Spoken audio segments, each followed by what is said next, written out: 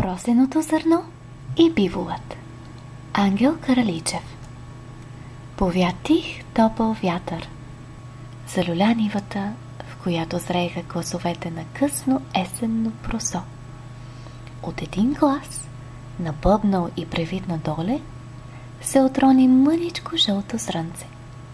То тупна долу, изпъшка, намести се в дълбокия коловоз и рече на земята: "Ударих ли те? Прощавай. Вятърът е виновен. Духна и ме свали."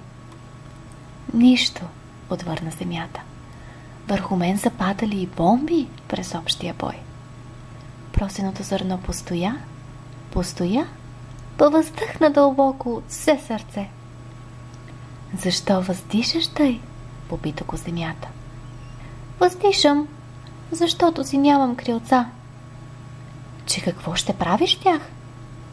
"Ще се дигна нагоре и ще се махна от тук. Не искам да ти тежа." Земята прихна. Почна да се смее. "Какво се смееш?" попита обидено просеното зърно. "Смея се на ума ти. Мене он е бивол. Видиш ли го? Дето иде насам. Не ми тежи. Че ти ли? Ох, глупаво зрънце. Разсмя ме на стари години." Зърното се понадигна и видя бивола. Той беше едър, чер, с грамадни рога и едва пристъпваше. "Тоя бивол не ми изглежда да е по-тежък от мен", рече важно зърното. "Не е по-тежък ли?" Избухна още по-силно земята и се залюля от смях. "Ох, на баба мъничкото! Какво се смееш, Мари? Ще ме събориш?" викна биволът на земята. Смея се на едно просено зрънце, седнало да се мери по тежина с тебе.